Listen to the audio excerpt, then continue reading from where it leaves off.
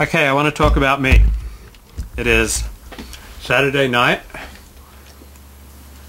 Time to party, time to get down. It is March 8th, 2008. I am live on my cam. And they're just going crazy in the chat room.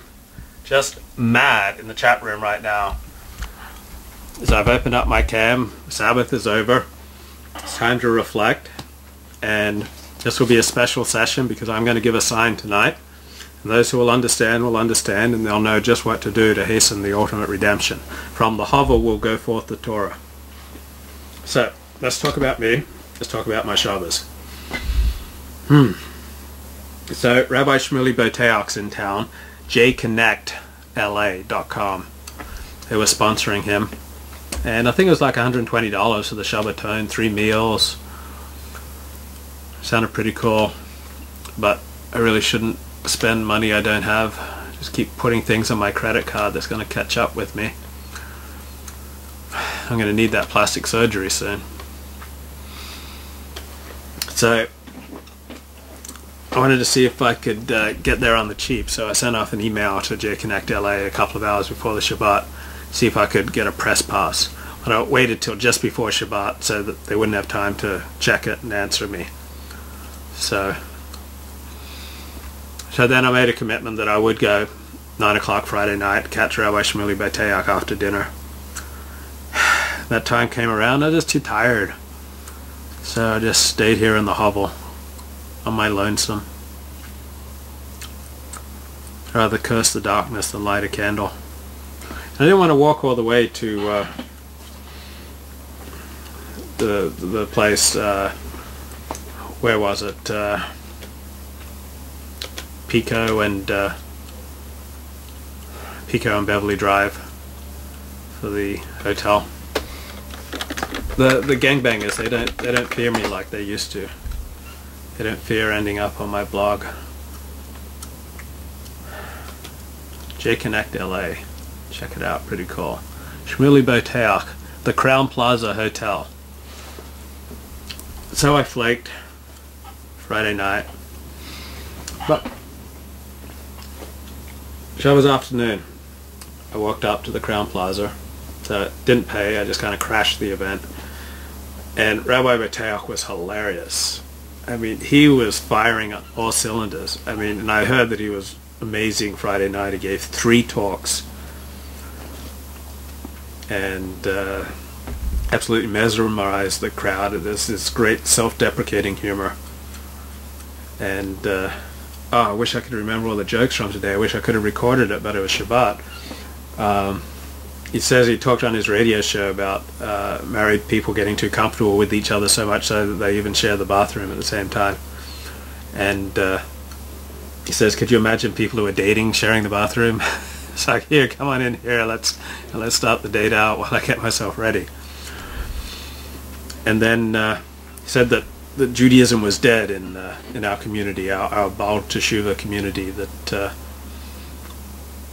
people were too much worried about breaking some of the petty rules and they were living too much in fear and not chasing after God and joy.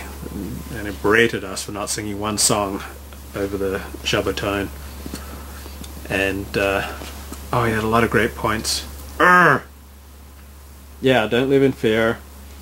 That we were dead. He said the most religious shuls talk the most. And the rabbi has to bang and bang on the bima to get people to be quiet, and then people say, who is this guy? Why is he telling us this? We're paying him. He's interrupting our conversation. Because people who are religious from birth, they kind of do things by rote. It's the Baal Teshuvahs who get all bent out of shape as, is this the Omer? Can I be happy today? Or now I'm going to bend myself all out of shape so I'm not happy during the 3 weeks. And so he called for us to be more honest in our dating, in our relationships. And this guy submitted a question before Shabbat. Hi, I'm dating a stripper. What do you think about that? She's kind and she loves Israel. And if you look down on her, you're looking down on me. He said, if you want to judge her, you got to judge me too. So Rabbi Boteach said that he talked about the importance of dignity. And he wasn't advocating that the guy dump her. He said, but, bring her into a new profession. So I thought I knew who sent that email. It was a friend of mine. So I immediately went up to him and said, "Did you send that email?" "Yeah." "And here's this. I was the one responsible." I said, "You did that interview with her. That's with the deaf porn star." And I'll link it on lookforward.net. And so I was to blame for him dating not just a stripper but a porn star. So I was so inspired by Rabbi Boteach, and he remembered me, even though I've got a beard now.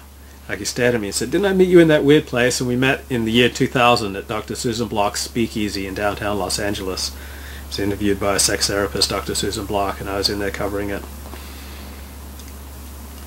And so came up to me just before Ma'ariv and said, "So what's your deal, Luke Ford?" So he remembered my name. My name is the sweetest sound in the world to me. I kept asking the organizers if they wanted me to take food to Sova. So I brought back 3 boxes of food for Sova. This is Organization for the Hungry and Homeless from Limud LA. And I kept them all. And just eventually gave them half a box filled with like meat, fish and stuff I wasn't interested in eating. But I've got half a box left. It's all Cocoa Krispies. Stolen Cocoa Krispies are sweeter. And I can also give them away as Shalach Manot. I'm supposed to give away food gifts on Purim. So these will be my food gifts. Shalach Manot. My Cocoa Krispies. Stolen Cocoa Krispies are sweeter. So I'm more inspired coming out of the Shmuley Boteach Shabbaton. JConnectLA.com. Check it out. They're really rocking the Jewish Los Angeles with the best and holiest singles events. And I think, maybe one reason I didn't go Friday night is I was afraid of being overstimulated. It was such a cool program with Rabbi Boteach, and I'd see so many people that I like, and a lot of my friends are there, and so I get into a room with all these people I like, and I kind of go sit off in the corner, or just attach myself to 1 or 2 people. I feel a little vulnerable seeing all these people I want to talk to. So I come out of the Shabbaton all inspired, charging down Pico Boulevard to Robertson. I'm crossing. I see the white walk sign as I'm on the north side of Pico, and I want to cross to the south side.